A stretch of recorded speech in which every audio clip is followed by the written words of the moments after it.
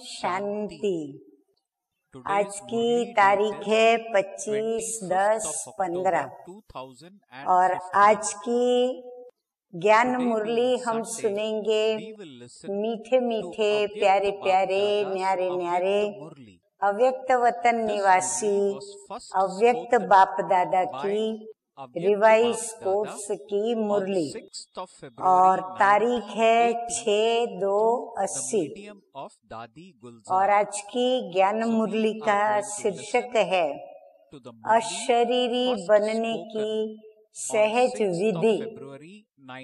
कितनी वंडरफुल बात है कि हम हैं ही अशरीरी आत्मा, फिर भी आज हमें उसकी विधि सीखनी पड़ती है, विधि जाननी पड़ती है और उस विधि से स्वयं को अशरीरीपन का अभ्यास कराना पड़ता है, जो कि वास्तव में मेरा अपना स्वरूप है।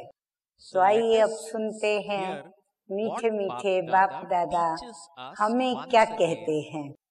तो बाप दादा कहते हैं कि आज कल्प पहले वाले सिकिलदे अति लाडले स्नेही और सहयोगी शक्ति स्वरूप बच्चों से मिलने के लिए आए हैं।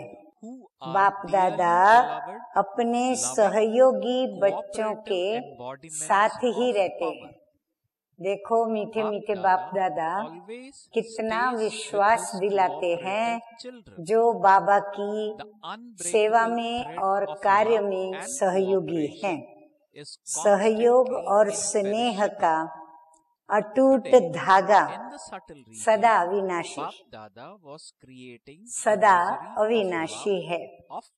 आज वतन में बाप दादा अति प्यारे प्यारे बच्चों के स्नेह की माला बना रहे थे।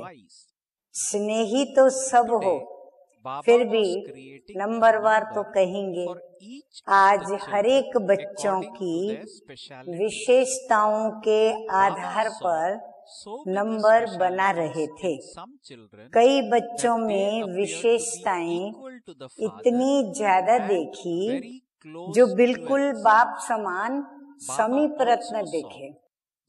कई बच्चे विशेषताओं को धारण करने में मेहनत करने वाले भी देखे, जो मेहनत देखकर बाप को भी रहम आता है कि मेरे बच्चे और मेहनत, क्योंकि सबसे ज्यादा मेहनत अशरीरी बनने में देखी।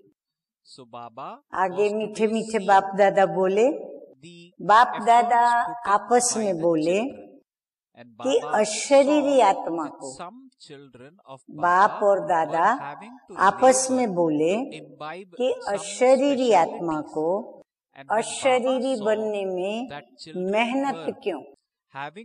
तो ब्रह्मा बाप बोले कि 84 जन्म चोला धारण कर पार्ट बजाने के कारण, पार्ट बजाते बजाते शरीरधारी बन जाते हैं। ब्रह्मा बाबा ने अपनी बात बताई तो शिव बाप बोले पार्ट बजाया, चलो इतना समय पार्ट बजाया, लेकिन अब समय कौन सा है। समय की स्मृति अशरीरी सहज बना सकती है। समय की स्मृति प्रमाण कर्म भी स्वतः ही वैसे होता है। अब ये तो अभ्यास है ना। बाप बोले अब पार्ट समाप्त कर घर जाना है। पार्ट की ड्रेस तो छोड़नी पड़ेगी ना। हाँ, शिव बाबा कहते हैं कि कैसे भी अभी ये ड्रेस तो छोड़नी ही पड़ेगी, क्योंकि घर जाना है। घर जाना है तो ये पुराना शरीर भी छोड़ना पड़ेगा। राज्य में अर्थात स्वर्ग में जाना है तो ये पुरानी ड्रेस छोड़नी पड़ेगी। तो जब जाना ही है तो भूलना मुश्किल क्यों। जबकि इसको छोड़ना ही है, छोड़ के जाना ही है। तो बाबा कहते भुलाने में मेहनत क्यों और मुश्किल क्यों? जाना है, क्या ये भूल जाते हो? बाबा कहते क्या ये भूल जाते हो कि घर जाना है? आप सभी तो जाने के लिए एवर रेडी हो ना, कि अब भी कुछ रस्सियां बंधी हुई हैं, एवर रेडी हो ना? सभी से पूछा। अब ये तो बाप दादा ने सेवा के लिए समय दिया हुआ है। अभी जो थोड़ा समय सभी को मिला है वो बाप दादा की तरफ से मिला हुआ है। सेवाधारी का पार्ट बजा रहे हो तो अपने को देखो कि ये शरीर का बंधन तो नहीं है, अथवा ये पुराना चोला टाइट तो नहीं है। बाबा कहते स्वयं को चेक करो, कहीं ये पुराना चोला आपका बंधन तो नहीं बन गया है, कमजोरी तो नहीं बन गया है, कहीं आपका ये शरीर रूपी वस्त्र टाइट तो नहीं हो गया है। टाइट ड्रेस तो पसंद नहीं करते हो ना? ड्रेस टाइट होगी तो एवर रेडी नहीं होंगे। बंधन मुक्त अर्थात लूज ड्रेस, टाइट ड्रेस उतारने में भी तकलीफ। बंधन होंगे तो बंधन को काटना, उसके बाद बाबा के पास जाना। टाइट ड्रेस होगी तो उसको उतारने में तकलीफ। तो बंधन मुक्त अर्थात लूज ड्रेस, टाइट नहीं। ऑर्डर मिला और सेकंड में गया। ऐसे बंधन मुक्त योग युक्त बने हो जब वायदा ही है कि एक बाप दूसरा न कोई, तो बंधन मुक्त हो गए ना। जब बाबा से ही सब कुछ संबंध है तो बंधन तो कहाँ रहा ही नहीं, तो बंधन मुक्त हो गए ना। अशरीरी बनने के लिए विशेष 4 बातों का अटेंशन रखो। बाबा कहते चलो अशरीरी स्थिति नहीं है तो 4 बातें बाबा बताते हैं, उस पर अटेंशन रखो। अब नंबर 1 वो 4 बातों में से कभी भी अपने आप को भुलाना होता है तो दुनिया में भी एक सच्ची प्रीत में खो जाते हैं। बाबा कहते जब भी कोई व्यक्ति को भुलाना है, कोई हादसा भुलाना है, घटना भुलानी है, तो किसी न किसी एक के साथ स्नेह संबंध की सच्ची प्रीत में खो जाते हैं तो भूल सकते हैं। तो सच्ची प्रीत ही भूलने का सहज साधन है। प्रीत दुनिया को भुलाने का साधन है, देह को भुलाने का साधन है। तो प्रीत कितनी बड़ी चीज है, सोचो। व्यक्ति को भूल सकते, प्रत्येक दुनिया के तमाम आकर्षण पदार्थों को भूल सकते और सारे बंधनों को भी काट सकते। नंबर 2, दूसरी बात बाबा कहते हैं कि सच्चा मीत भी दुनिया को भुलाने का साधन है। जैसे प्रीत भुलाने का साधन, ऐसे जिससे हमारी प्रीत है वो हो गया हमारा मीत। तो मीत भी दुनिया को भुलाने का साधन है। अगर 2 मीत मित्र आपस में मिल जाए, यानी प्रेम करने वाले, स्नेह करने वाले, मित्रता करने वाले आपस में मिल जाए तो उन्हें न स्वयं की और न ही समय की सिमरती रहती है। ये तो आप सभी भी अनुभवी हैं। नंबर 3, तीसरी बात, दिल के गीत। देखो बाबा सब अनुभव की बातें सुना रहे हैं। अगर दिल से कोई गीत गाते हैं तो उस समय के लिए वो स्वयं और समय को भूला हुआ होता है। यही कारण है कि लोगों को गीत गाना या गीत सुनना या गीत बनाना या गीत को सुनने में खो जाना बहुत अच्छा लगता है। चौथी बात, यथार्थ रीत, भुलाने की यथार्थ रीत। अगर यथार्थ रीत है तो अशरीरी बनना बहुत सहज है। रीत नहीं आती तब मुश्किल होता है। तो एक हुआ प्रीत, दूसरा हुआ मीत, तीसरा हुआ गीत, चौथा हुआ रीत। तो ये चार बातें मीठे मीठे बाप दादा ने हमें सहज और स्वतः ही अशरीरी बनने के लिए बताई।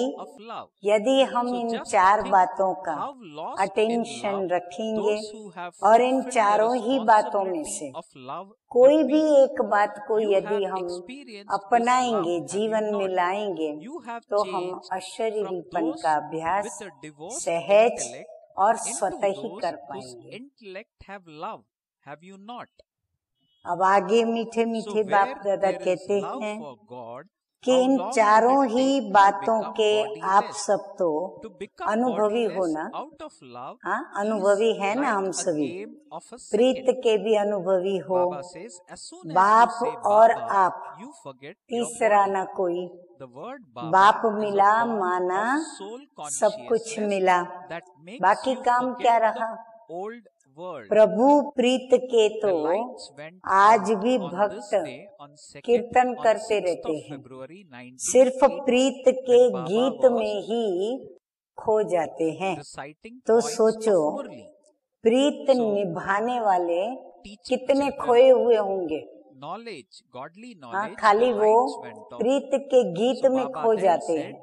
तो जो प्रीत की रीत निभाते हैं वो तो कितने खोए हुए रहते होंगे।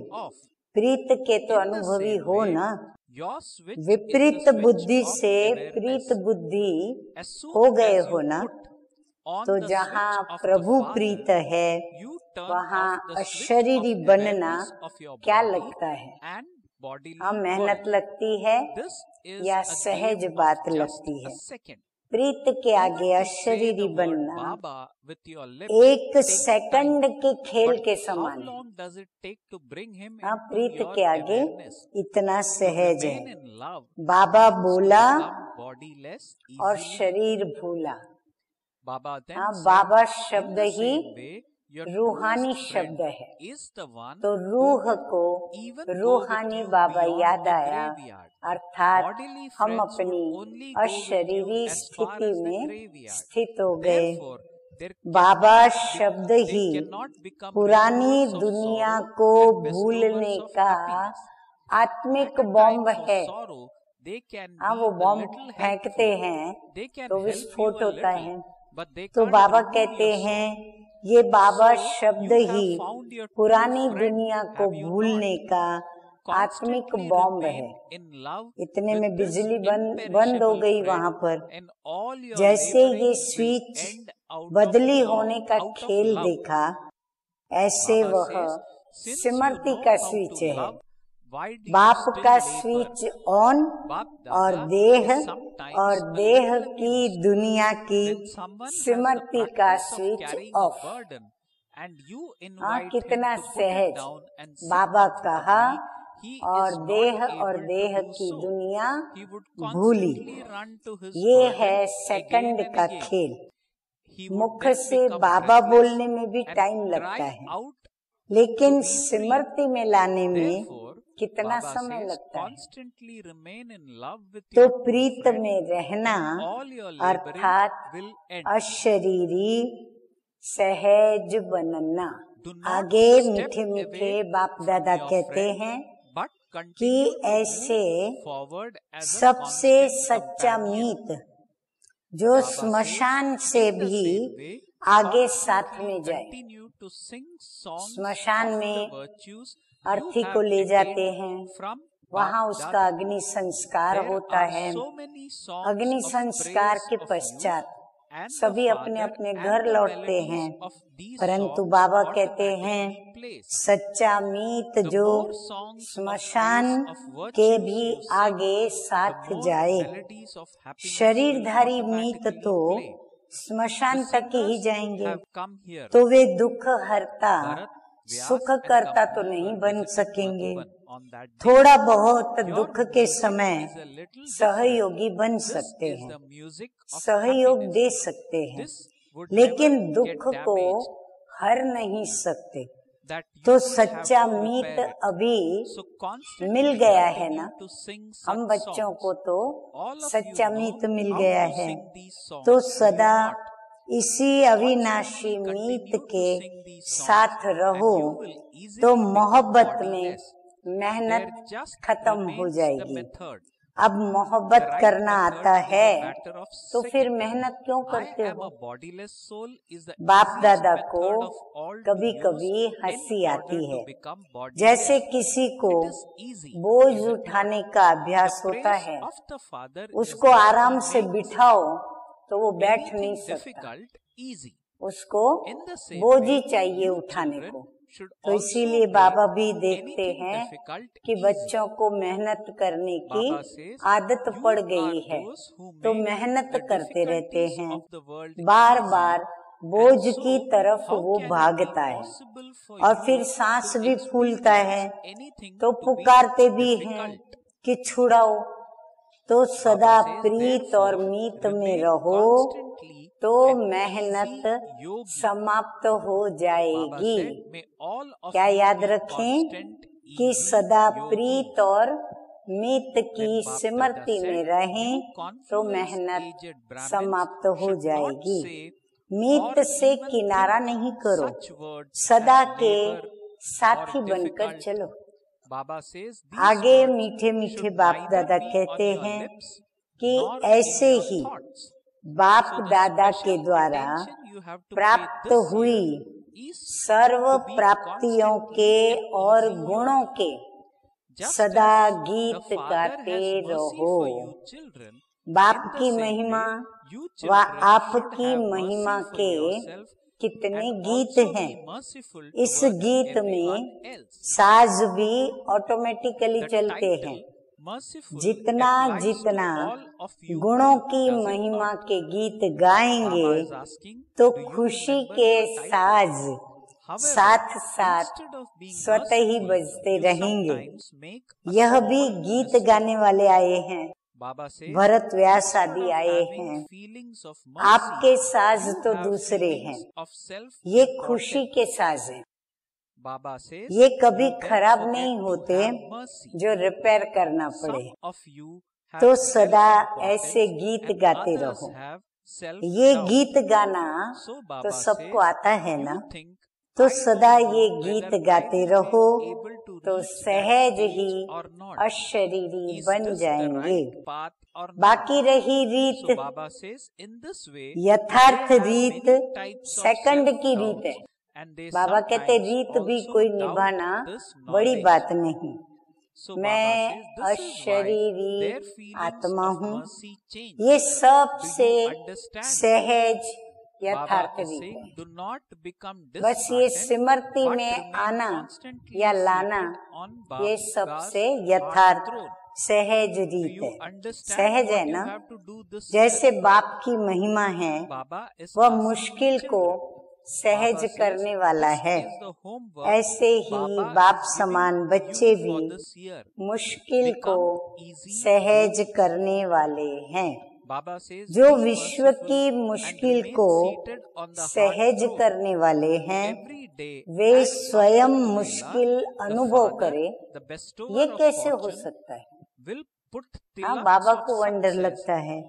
इसलिए सदा सर्व सहज योगी प्रीत मीत और रीत, हाँ, सहज स्मृति में लाएं और फिर गुणों के प्राप्तियों के गीत गाकर खुशी के साजों को सुनते रहें।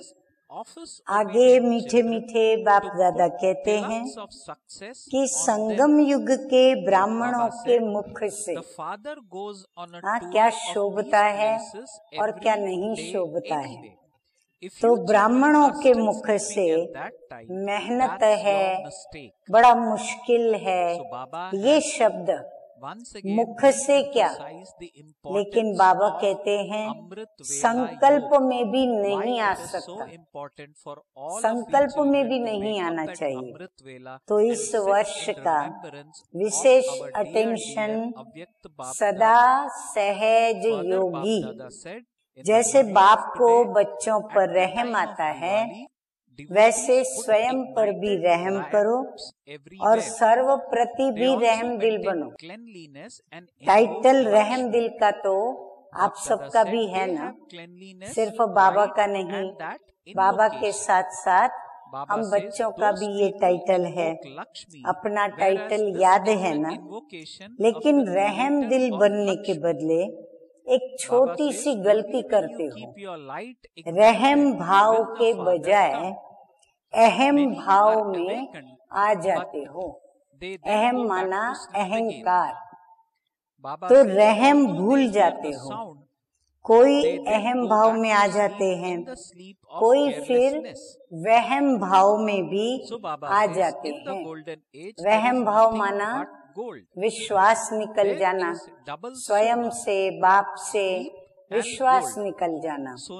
पता नहीं पहुंच सकेंगे कि नहीं पहुंच सकेंगे, यथार्थ मार्ग है या नहीं है, ऐसे अनेक प्रकार के स्वयं के प्रति वहम भाव यानी संशय के संकल्प चलते हैं। और कभी कभी नॉलेज के प्रति भी वहम भाव, फिर ज्ञान के प्रति भी वहम भाव, इसलिए रहम का भाव बदल जाता है। तो समझा, दिल शिकस्त नहीं बनो, लेकिन सदा दिल तख्त नशीन बनो। ये अहम वहम ये सब क्या कर देता है, खुशी गायब कर देता है, दिल शिकस्त बना देता। तो बाबा कहते हैं दिल शिकस्त नहीं बनो, दिल तख्त नशीन बनो। तो समझा इस वर्ष में क्या करना है। इस वर्ष का होमवर्क दे रहे हैं, सहज योगी बनो, रहम दिल बनो और दिल तख्त नशीन बनो। तो सदा भाग्य विधाता बाप ऐसे आज्ञाकारी बच्चों को क्या करेगा, अमृत वेले रोज सफलता का तिलक लगाते रहेंगे। हाँ, यदि रोज तिलक बाबा के हाथों से चाहिए तो हमें आज्ञाकारी बनना पड़े। यह भी तिलक का गायन है ना, कि भक्तों को भगवान तिलक लगाने आया। तो इस वर्ष आज्ञाकारी बच्चों को स्वयं बाप आपके सेवा स्थान, अपने अपने हमारे सेवा स्थान सेवा केंद्र पर अर्थात तीर्थ स्थान पर सफलता का तिलक देने आएंगे। बाप तो रोज चक्कर लगाने आते ही हैं। अगर बच्चे सोए हुए हों तो ये उनकी गफलत है, बाबा क्या करे उसमें। जैसे दीपावली में जगह जगह ज्योति जगा कर रखते हैं, सफाई भी करते हैं, आवाहन भी करते हैं, स्वच्छता, प्रकाश और आवाहन। वह लक्ष्मी का आवाहन करते और ये लक्ष्मी के रचयिता का आवाहन है। दिवाली में लक्ष्मी का आवाहन करते और ये लक्ष्मी के रचयिता का आवाहन है। तो ज्योति जगा कर बैठो तो बाप आएंगे। और ज्योति जगा कर बैठना माना अशरीरी होकर बैठना, आत्म ज्योति जगा के बैठना। कईयों को जगाते भी हैं फिर सो जाते हैं, आवाज भी अनुभव करते हैं फिर भी अलबेलेपन की नींद में सो जाते हैं।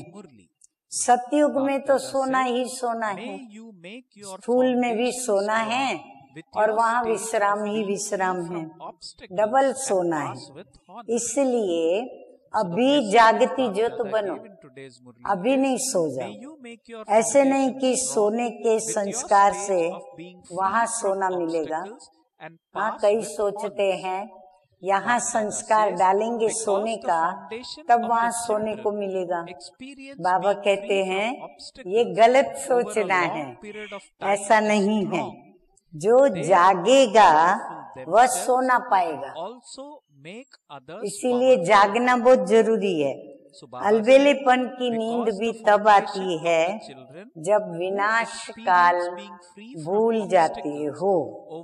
भक्तों की पुकार सुनो, दुखी आत्माओं के दुख की पुकार सुनो, प्यासी आत्माओं की प्रार्थना की आवाज सुनो, तो कभी भी नींद नहीं आएगी।